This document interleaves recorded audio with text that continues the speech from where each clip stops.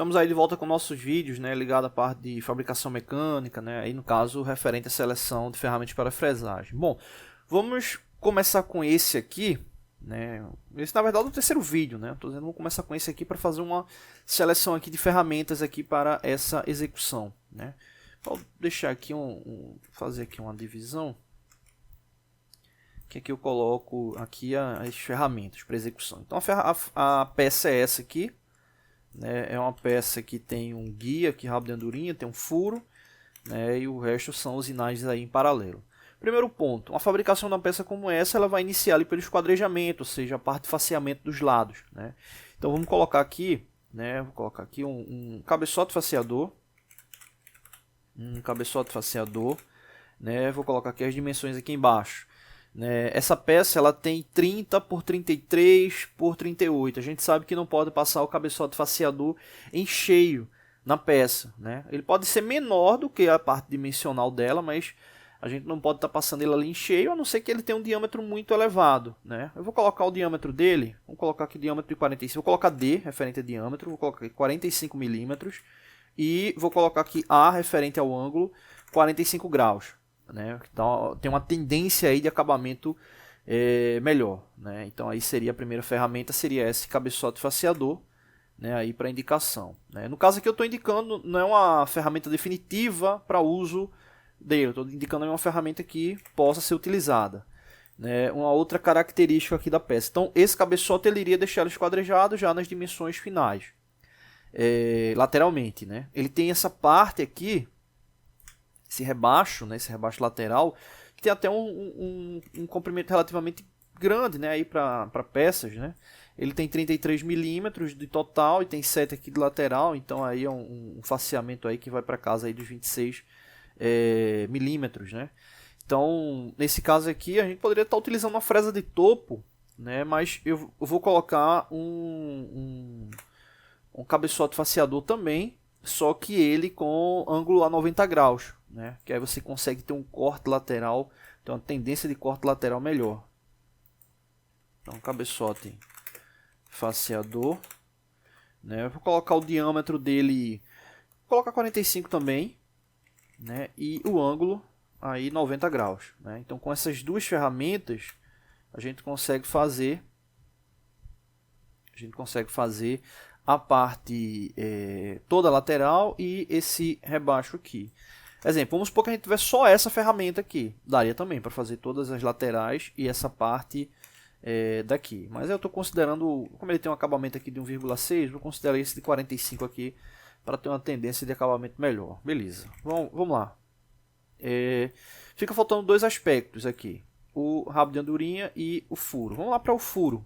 Furo 12H7, né? Esse furo 12H7 ele precisa de uma sequência de brocas aí para essa execução. Então eu vou colocar aqui em cima, né? Já que são brocas, vou colocar aqui brocas. Então as brocas, tá aqui brocas, vou colocar aqui entre parênteses, né? Opa, acho que ficou passando do limite da tela, eu acho. Vou colocar aqui brocas. Broca de centro. Eu não vou colocar broca, vou colocar só a especificação. Seria uma broca de centro, 3,2 milímetros. Depois uma broca aí de... Ele poderia já ir para broca de 11,8 milímetros, né? Mas é uma parede pequena aqui, né? Então, para não forçar tanto, vamos colocar uma broca com diâmetro menor. Vamos colocar aqui 6 milímetros. 6 milímetros, depois a de 11,8 milímetros. Lembrando, porque 11,8? Observa que o furo é 12H7. 12H7 para eu conseguir eu vou ter que utilizar um alargador ou utilizar uma fresa de deslocamento, né? Uma fresa de deslocamento lateral, né? Que aí você pode estar calibrando ele. O pessoal chama muito de calibrador de furo, né? Então poderia estar utilizando um ou outro, né? Obviamente o preço nem se compara, né? O calibrador de furo tem um valor muito maior do que um alargador, mesmo um alargador com cobertura de superfície ou metal duro, enfim, então fica um valor bem elevado, né? Se você estiver fazendo num centro de usinagem, obviamente você pode estar fazendo interpolação do furo e atingir esse valor, beleza, mas vamos supor que seja uma fresadora convencional, então vou colocar aqui o alargador, vou colocar aqui só o AL, tá bom? Alargador, no caso o de 12H7.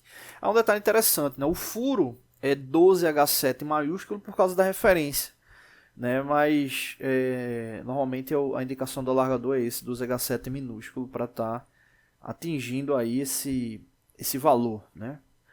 E no caso, um alargador compatível aí com a dimensão do furo. Beleza, e o último, um rabo de andorinha. Rabo de andorinha aqui que a gente vai precisar de duas ferramentas, né? Observa que ele tem... Lembrando que esses círculos que aparecem aqui não faz parte da peça, né? São os cilindros de medição. Já que o rabo de andorinha tem esse ângulo, né? Então a incidência ali de contato causa uma pressão muito grande. Então esses cilindros são utilizados na medição. Então você vai fabricando, vai utilizando esses cilindros, beleza. Então nesse caso, né, você ia precisar de uma fresa de topo para fazer o desbaste, né, essa parte aqui de entrada. Você diz, poxa, eu não posso entrar direto com a fresa angular, ia causar uma pressão muito grande nela e a chance de matar a peça seria enorme, né? Então vamos colocar aqui uma fresa de topo. Fresa de topo. O diâmetro, né? O diâmetro dela. Observa que esse diâmetro aqui é de 6,69 ali da medida, né? No desenho não está vindo aqui o diâmetro, a largura final, né? Mas dá para medir aqui no software. Eu vou colocar aqui uma de 10 milímetros. Fresa de topo, diâmetro 10 milímetros. 10 milímetros. E aí entra a questão de... exemplo, seria HSS, seria inteiriça de metal duro, né? Ou com inserto, né? Com as pastilhas, enfim. Mas eu vou colocar só a fresa de topo aí com 10 milímetros de diâmetro. E aí, para finalizar, a fresa rabo de andorinha. Vou botar aqui fresa angular. Fresa angular. Observa que o ângulo aqui de indicação é de 60 graus, então você tem que ficar atento com isso. Então vou botar aqui A, que é referente ao ângulo 60 graus. E o diâmetro dela, né? O diâmetro que é medido pelo diâmetro maior, né? Pela parte de baixo dela, né? Vamos colocar aí uma fresa com 12 milímetros de diâmetro, né? Diâmetro, vou colocar aqui diâmetro 12 milímetros, né? Você utilizando a fresa de topo de 10 milímetros, você vai aprofundar aqui até o diâmetro final, né? E a fresa com 12 milímetros aí angular, daria para você ir fazendo essa usinagem lateral, né? E aí é que é o detalhe, né? Você tem que fazer a usinagem lateral, né, de um lado, obviamente, e a do outro para chegar a esse perfil final. Então aí seriam as ferramentas de indicação, tá bom? Valeu! Oi pessoal, tudo bem? Hoje a gente vai estar dando continuidade aos nossos vídeos aqui ligados à parte de fabricação mecânica, né? E a gente vai fazer o segundo vídeo falando sobre planejamento de usinagem. E nesse vídeo a gente vai estar falando aí sobre instrumentos de medição, né? Nesse caso, o nosso foco é seleção, né, dos instrumentos de medição aí para o processo de usinagem, né? Como a gente tinha falado no último vídeo, né, ligado a essa parte de etapas, né, referente à execução, né, existe outro detalhe que é selecionar, né, os elementos que vão ser utilizados ali, né, ao apoio à usinagem. Inclusive, quando a gente for falar no próximo vídeo sobre ferramentas, a gente vai estar falando também sobre acessórios, né, que às vezes são necessários. Bom, então, voltando aqui para a questão dos instrumentos. O que acontece, né? Se eu pegar uma peça como essa aqui, né, e, exemplo, uma seleção, diz, olha, indica aí os instrumentos que você vai utilizar aí para poder medir essa peça, né? Normalmente, paquímetro, micrômetro, enfim, você vai listar todos aqueles elementos ali que você acredita que seja necessário aí para execução. O primeiro detalhe é entender o seguinte, né? O instrumento de medição, né, no caso relativo à medição direta, né, pela regra, né, ele deve ter ali uma capacidade metrológica, né, 10 vezes superior à tolerância indicada, né? Então, exemplo, vamos supor que a tolerância indicada seja de 1/10, né? Vamos colocar 1/10 aí de tolerância. Na prática, para você medir, né, essa indicação de tolerância, você teria que ter 0,1 dividido por 10, que vai dar igual a 0,01.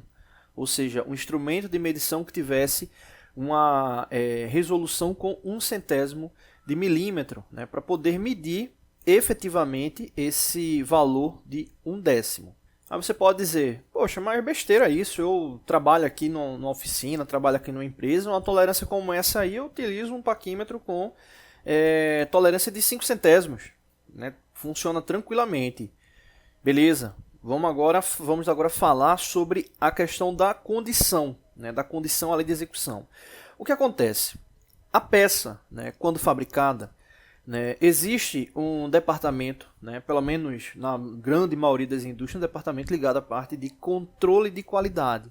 Esse controle de qualidade, né, a gente sabe que tem controle de qualidade ligados a vários aspectos da produção industrial.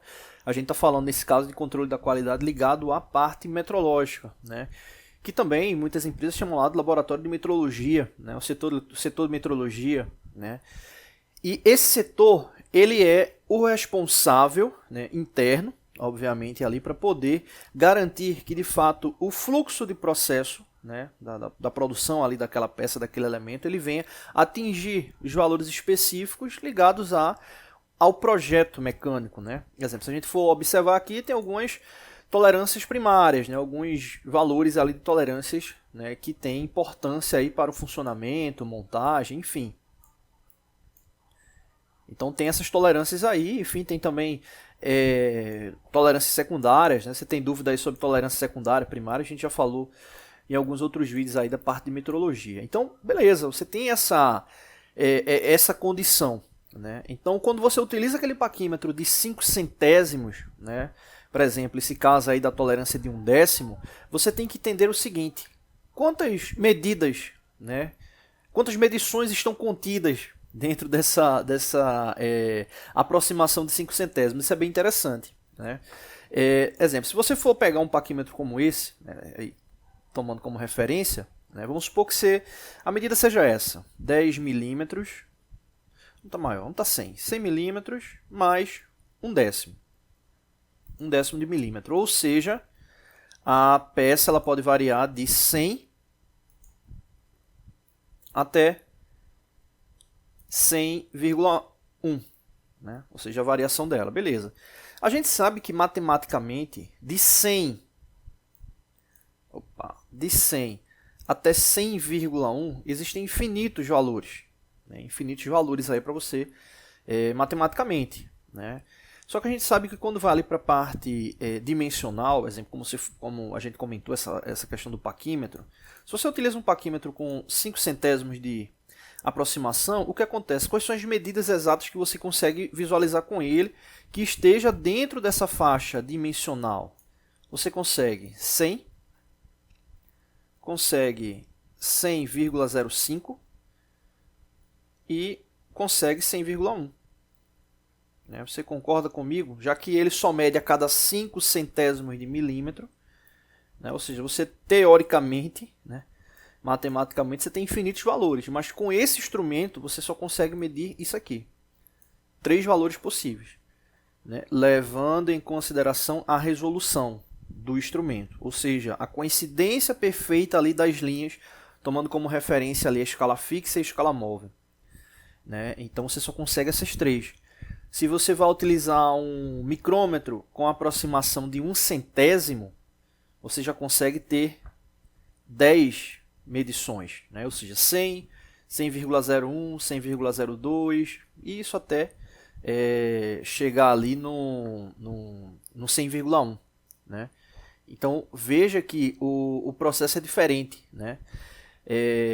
Na verdade, você tem 11 medições. Né? Você tem 11 medições, né? Nem 10, né? Porque ele começa com 100, né? Ou seja, ele começa com 0, então ele vai do 0 até o 10. Né? Então do 0 até o 10 você tem 11. Né? Então veja que aspecto, né, relevante aí para essa contagem. O controle de qualidade, como eu falei, ele vai estar definindo as estratégias. E essas estratégias, elas têm a ver, obviamente, ali com a condição que a empresa tem de investimento de instrumento. O controle de qualidade ele tem que garantir que o produto final ele esteja dentro dos aspectos ali do projeto. Beleza. Né? Então, exemplo, vamos supor lá que o controle de qualidade ele fez lá um planejamento, né, operacional ligado à parte dimensional, e para cada operador, enfim, vai ter um certo jogo de instrumentos ali que a cada 2 semanas vai passar por aferição, né, sistematicamente vai passar pela calibração, né, vai para um laboratório credenciado para fazer uma análise estatística, né? E aí nesse caso ele fez lá aquela relação do kit, fez o orçamento, mandou lá para a empresa, né, mandou lá para o setor para analisar e teve, exemplo, um corte do orçamento de 30%. Ou seja, então todos aqueles kits que eles estavam querendo inicialmente não vai ter como comprar, né? Ou seja, a empresa vai deixar de produzir por isso. Ela até pode, se ela realmente não garantir que o produto final ele atinja os seus aspectos, né, dimensionais. Mas no caso, normalmente o controle de qualidade ele vai ter que criar um outro método.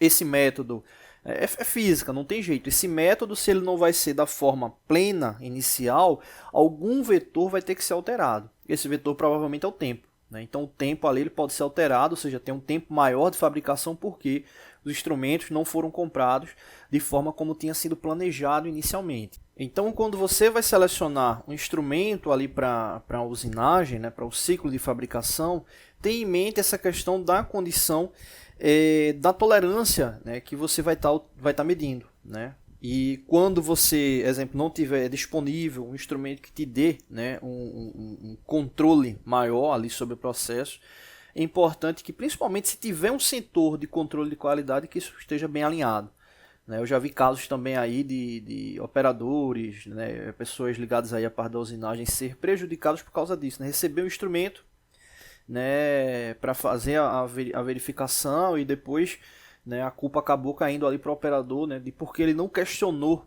né, aquele instrumento. Então é importante ficar atento com isso, né? Então, voltando aí à questão da seleção, né, o primeiro aspecto é esse ligado à tolerância e o segundo aspecto é a parte geométrica, né? Ou seja, como é que vai ocorrer, né, o apoio, né, relativo ao instrumento ali na verificação. Lembrando, a gente tem 3 tipos de medição. Né, medição direta, que é quando você utiliza o instrumento ali e tem um resultado na hora. Você tem a medição por comparação, né, ou seja, você tem um padrão e tem um elemento que consegue realizar, né, uma comparação de um com o outro. E você tem a medição por substituição, que é muito eficaz porque você está testando, né, praticamente ali o objeto na hora. Na nossa playlist de metrologia a gente já falou, né, sobre esses tipos de medição. E isso tem um impacto muito grande ali sobre a seleção do instrumento, né? Exemplo, se vai para a área da indústria automotiva, né? Na indústria automotiva, exemplo, peças mais complexas, né? Tem muita questão de gabarito, ou seja, quando você faz a medição com gabarito, é uma medição por substituição, ou seja, você está garantindo que o elemento ele vai ter montagem, né? Então é um detalhe bem interessante quando se faz essa condição, quando possível também, né? Nem todo tipo de medição vai ser possível utilizar gabarito, e entenda-se que gabarito é um processo caro, né? Porque normalmente gabarito não é um elemento padronizado. Quando eu digo padronizado, entenda-se fabricado em escala industrial. Normalmente você vai ter que fabricar esses gabaritos, né? Mandar alguém pedir para alguém fabricar esses gabaritos, né? Comprar esses gabaritos. Então aumenta aí bem de forma significante os valores envolvidos aí no processo. Então essa questão ligada à tolerância é um ponto, e a outra está ligada ali ao aspecto geométrico, né? Outra característica de tolerância está ligada ali também à parte de rugosidade, né? Muita gente pergunta, poxa, eu trabalho ali com a relação de usinagem, tem parâmetros ali de rugosidade, né? Mas eu não faço a medição ali da rugosidade. É um erro, porque se é uma característica do processo, né, ela tem que ser medida, né? Só que a medição de rugosidade ela é cara, né? Então, exemplo, se você vai fazer uma medição com rugosímetro, é um instrumento muito caro. Então, normalmente, o que acontece? O processo inverso. Você recebe os parâmetros que vai atingir aquele aspecto de rugosidade, e nessa característica de parâmetros de fabricação, o tempo de vida útil da ferramenta também para estar atingindo aqueles parâmetros, né? Existe também um meio termo que são os blocos de comparação, né? Ou seja, você tem um estojo, né, onde vem blocos ali que você pode comparar o acabamento superficial, né? Ela não é uma medição tão eficaz quanto o rugosímetro, mas serve, né, principalmente para saber se o elemento ele está passando, tá muito distante ali daquele aspecto de rugosidade, ou também, né, normalmente se trabalha ali com relação de peça piloto, né? Então o pessoal também faz esse aspecto de peça piloto, então aquela peça piloto ela tá com acabamento superficial legal, né? Tem aquelas lupas industriais, né, para você estar verificando ali a parte superficial se o acabamento ele tá condizente ou não, né? Mas de fato aí o rugosímetro acaba sendo um instrumento bem preciso, né, para esse tipo de verificação, né? Então, e outro detalhe, né, que é aquela questão de a quantidade, né, os tipos de instrumentos que vão estar ali disponíveis para aquela medição.